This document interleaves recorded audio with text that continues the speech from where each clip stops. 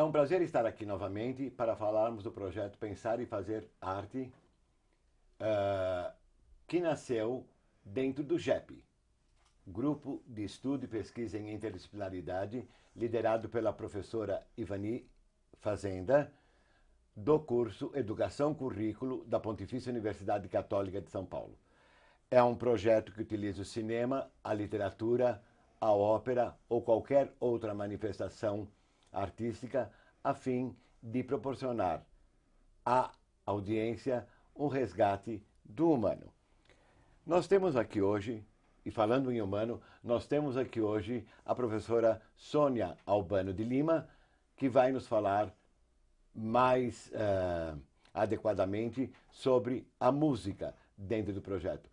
Sônia, é um prazer tê-la aqui conosco e eu gostaria que você se apresentasse, falasse quem você é, o que você faz e qual é a sua atividade acadêmica principal. Eu estou no GEP, a convite da professora Ivani Fazenda, desde 2002. E eu sou uma das poucas musicistas que tem dentro do GEP. O meu interesse, quando eu entrei no GEP, foi de estar relacionando a música com a interdisciplinaridade. Nesse sentido, eu fiz vários livros, artigos científicos que mostram essa relação da música com a interdisciplinaridade e leciono na Unesp também interdisciplinaridade e educação musical e oriento as teses que são levadas para essa perspectiva. O projeto Pensar e Fazer Arte é uma extensão do GEP, né? E quando você me convidou, eu tive o maior prazer em participar dele, porque eu vi uma importância muito grande na formação de um público que não era musicista, que não conhecia música, mas que poderiam ser os futuros apreciadores musicais. E isso eu acho importantíssimo. É sempre bom plantar a semente. Certo. E o GEP proporcionava essa abertura porque nós tínhamos essa possibilidade de estar discutindo um projeto artístico sob várias perspectivas, né? A perspectiva sociocultural, a perspectiva antropológica, sociológica, musical, artística propriamente dita, porque lá nós convivemos com várias áreas de conhecimento. E por viver com essas áreas de conhecimento, nós temos essa possibilidade de estarmos discutindo interdisciplinarmente esses aspectos. Isso não é um dado novo. Por exemplo, a USESP tem utilizado muito a formação do público em todos os seus espetáculos. Atualmente, eles têm feito, antes dos concertos, aulas onde ensaios, né? Ensaios onde tudo é explicado. onde se explicam a obra, sim, o estilo, o compositor, que época foi abordado. Por exemplo, nós temos também muito insistentemente programas artísticos cada vez mais volumosos. Tudo isso com a intenção de formar um público apreciador de arte. Isso é um dado importante. Muito importante. Muito importante. E até mesmo na academia nós estamos vendo pessoas que estão pesquisando sobre formação de público. Então não é um dado assim pejorativo, é um trabalho que está se estendendo. É um trabalho de pesquisa. É um trabalho de pesquisa, um trabalho que está se estendendo e em prol da educação. E no GEP nós trabalhamos uma educação bastante inusitada, onde se preocupamos muito com o humano, com a integração do indivíduo, com os processos de inclusão. Então, eu vi esse projeto com muita felicidade, diria, não? E quantas vezes você já atuou no projeto? Eu atuei em 2 espetáculos, né, duas apresentações artísticas, na Traviata e Macbeth. Inclusive, Macbeth foi uma coisa que você teve uma certa reticência para apresentar essa ópera, porque Macbeth é uma ópera muito funesta, muito lúgubre. Maldita. O próprio Verdi chamava de ópera maldita. ópera maldita, porque ela apresenta um traço humano que realmente ninguém gosta de tocar, que é o poder desmedido e a ambição. Onde não há ponto de luz. Onde não há ponto de luz. A ópera é muito complicada, realmente. Sim. Ela apresenta áreas de difícil memorização. Aquele ambiente é um ambiente, diria, funesto, né? E isso nós tivemos que fazer várias reuniões. Muitas reuniões, eu me lembro para discutirmos qual seria a melhor estratégia de, num espetáculo de 3 horas, nós promovermos uma leitura interdisciplinar do cinema, do teatro propriamente dito, de Shakespeare. E da ópera. E da ópera. Então, isso foi muito complicado. Nós chegamos a um bom senso e em 3 horas conseguimos promover essa leitura triádica, eu diria, né, do cinema, da ópera e do teatro. Foi um trabalho muito bom, Traviata também, um trabalho belíssimo, né? E isso nós apresentamos em vários locais, né? Isso que eu vejo uma riqueza. Inclusive para escolas, né? Eu Inclusive vejo uma para escolas riqueza, de primeiro e segundo grau. Eu acho muito rico esse projeto, porque nós podemos apresentar nas universidades, nós apresentamos na Livraria Cultura, apresentamos nos consulados, nas escolas. Sim. Então, você promove esses espetáculos e vai formando apreciadores musicais em vários locais. E você poderia falar um pouco da importância desta temática para a contemporaneidade? Eu vejo toda a importância na cotidianidade, porque o homem ele não sabe conviver com o poder e com a ambição. E o homem, durante 20 séculos, que nós estamos no cristianismo, ou 21 agora, ele trabalha para fazer o bem, para promover o bem. E é difícil o homem aceitar que existe o mal, né? E o poder desmedido é uma contingência humana, né? E isso está em todos os... Nós temos essa situação convivendo em toda a sociedade, na política, a forma como o homem lida com a natureza, a forma como a economia condensa todas Isso é uma temática muito transformando atual. O homem em objeto, né? Um objeto. E junto com a ambição e o poder desmedido, o homem sente um sentimento de culpa muito grande, né? E isso em Macbeth está muito bem retratado, tanto nos textos de Shakespeare, como nas áreas. Nós temos a área do sonambulismo, da Lady Macbeth, que é um verdadeiro sentimento de culpa que ela carrega. É tanta culpa que ela tem que ela chega a se transformar e ficar louca. Temos também em Macbeth, quando ele não dorme mais, devido ao sentimento de culpa de ter feito o assassinato. O sono desapareceu de minha vida completamente. Justamente. Então, nós temos textos assim importantíssimos dentro da ópera e do teatro de Shakespeare que são atualíssimos. Você pode ter aquela linguagem daquela época, mas nós estamos vivendo o mesmo momento e eu tenho a impressão que vamos viver esse momento a vida inteira.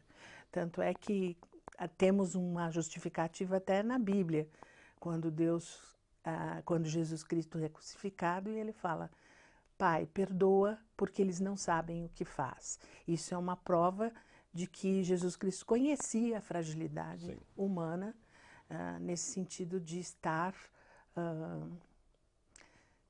justamente mostrando como o homem não sabe conviver com a infantilidade dele, né? Que isso é ser infantil, né?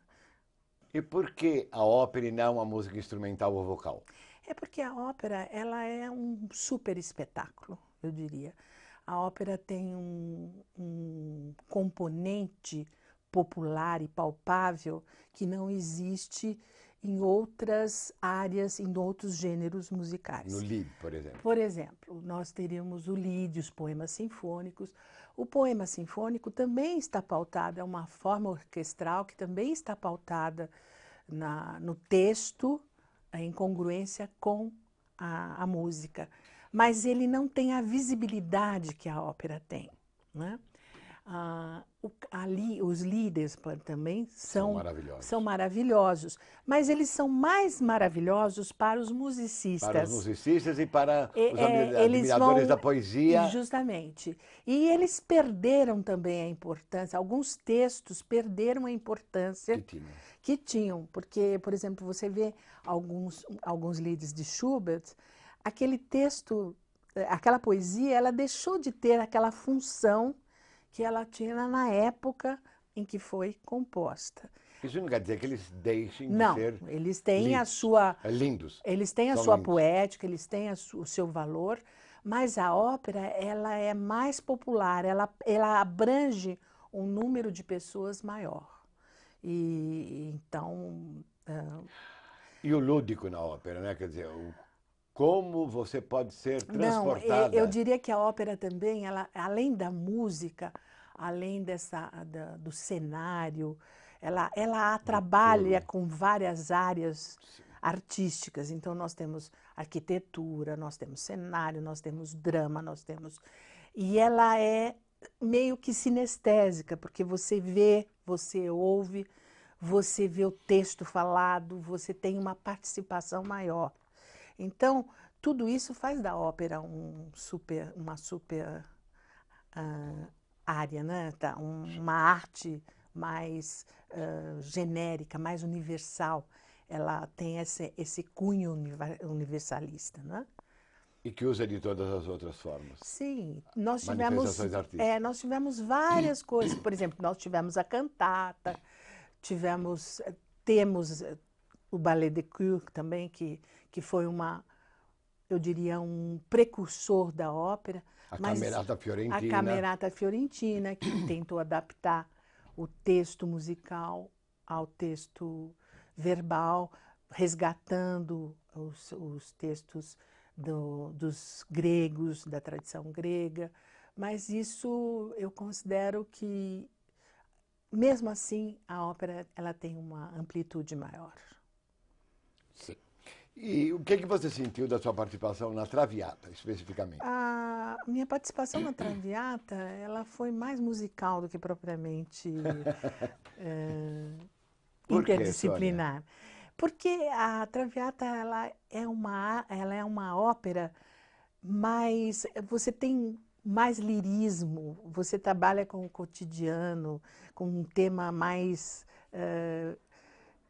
comum. E de uma beleza. E ela tem trechos musicais que são muito bonitos. Então, eu, como uma musicista, não conseguia me afastar do texto musical. Eu fiquei mais presa ao aspecto musical. Mas você, com a sua habilidade, conseguiu trazer o Espartaco, falando sobre o aspecto psicológico. E a Mara Falando Lúcia sobre Fauri, que logo estará aqui sexualidade, conosco. falando sobre a vida adúltera. Enfim, você mesmo trazendo um exemplo do cinema para a ópera. Então, ela tomou uma outra dimensão, né? Sim. Eu pensei mais realmente na parte musical. E quais são as outras apresentações que você tem na cabeça?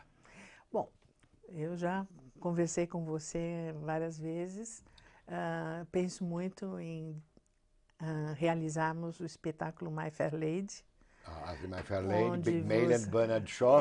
Justamente. E Persona. Onde nós vamos adaptar a palavra ao texto, a música e também trazer esse processo de inclusão que é a My Fair Lady, que era uma florista e passa a conviver com um senhor que quer deixá-la uma dama. Então, eu acho esse tema também um tema bastante importante para ser discutido na atualidade. E Persona, onde você retrata a dubiedade do ser humano, né?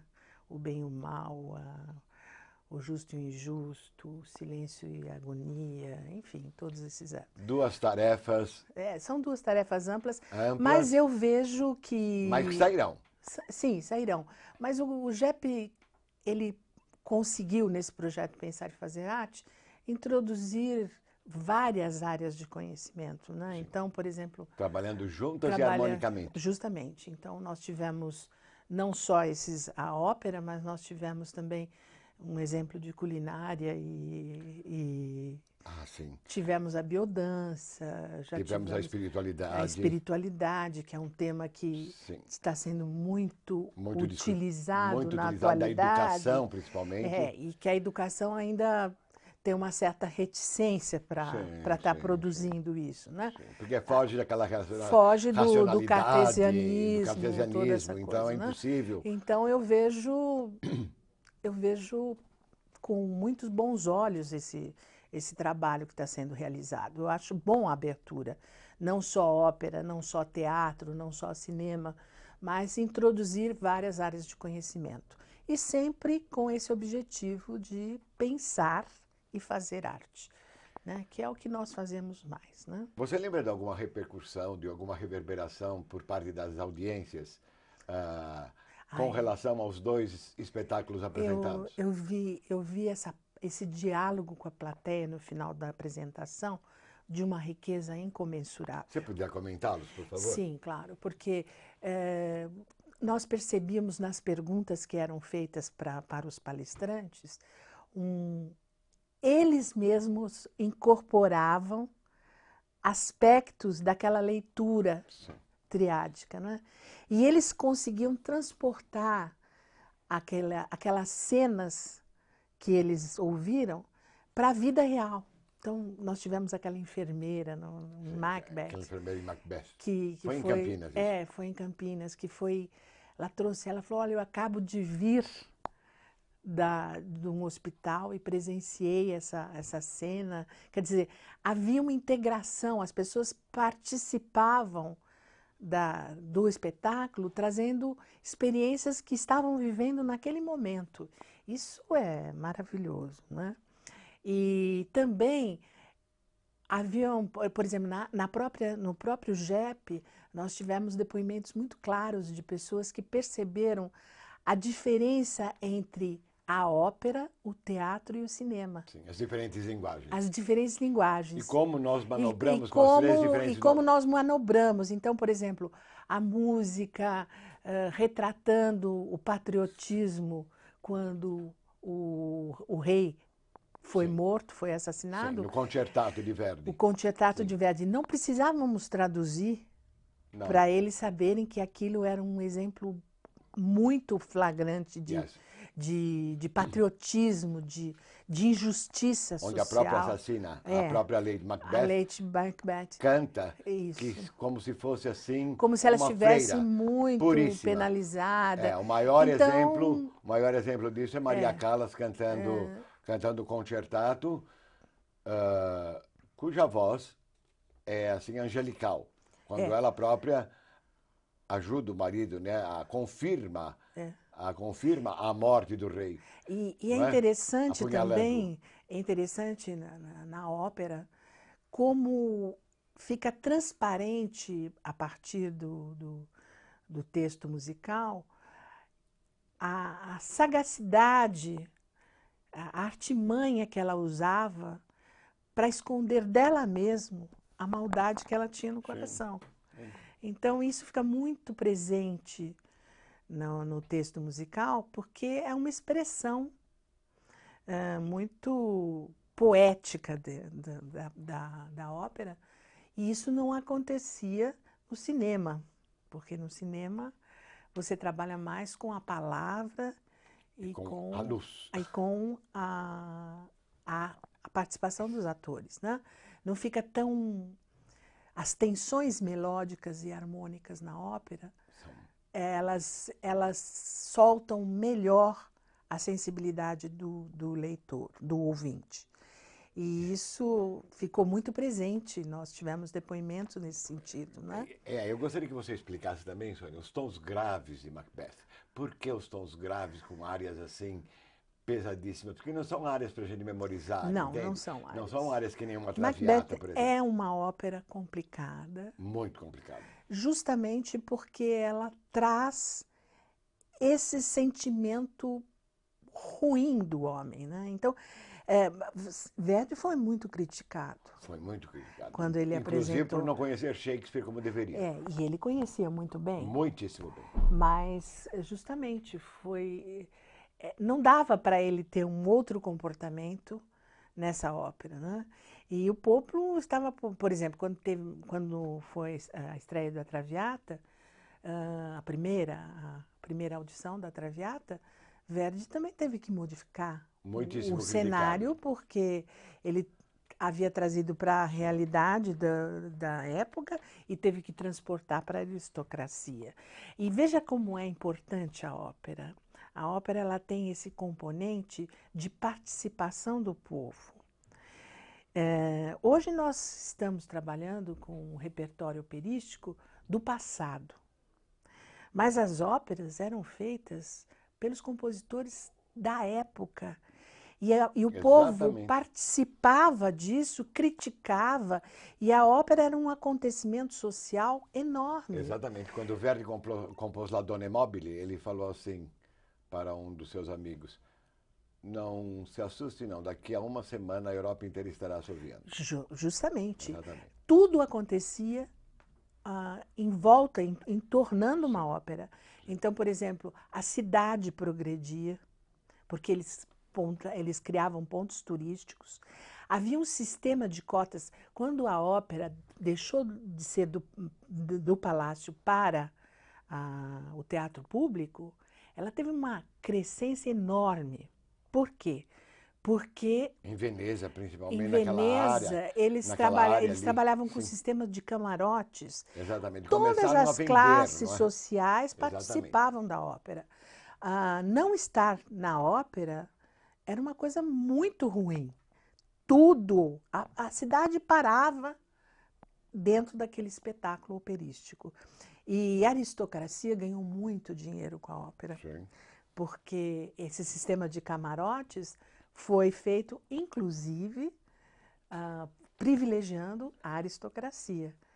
Então, Porque não era pago. não era pago. Só depois, quando começou a crescer, os veja, grandes teatros começaram a crescer justamente. também, porque havia muitas pessoas querendo assistir. E era uma participação coletiva. Coletiva. Né? Exatamente. E isso fica muito claro, né? Essa circularidade cultural da ópera.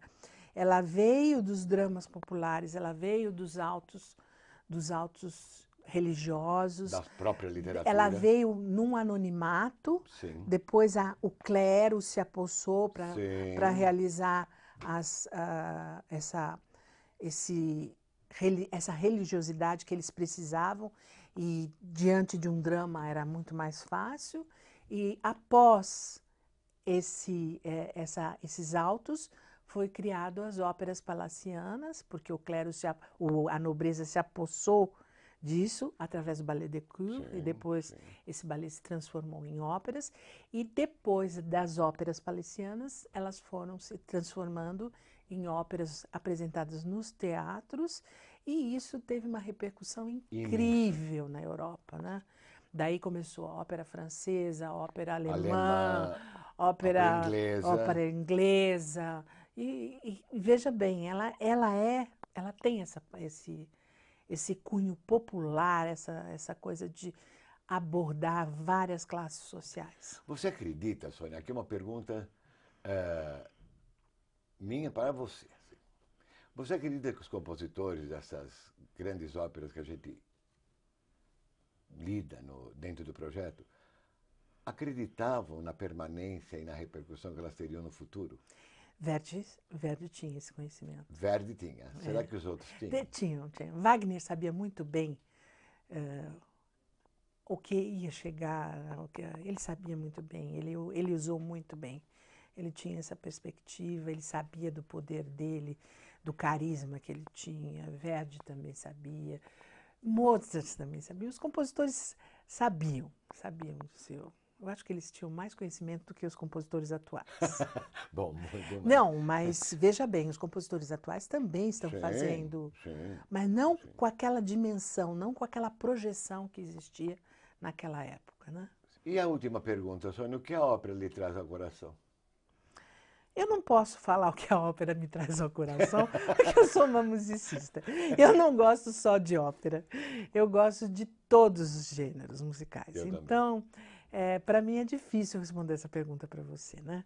O que eu acho importante é de participar desse projeto no sentido de que a ópera ela passa a ter um sentido interdisciplinar quando você analisa sob essa perspectiva que você está tentando fazer.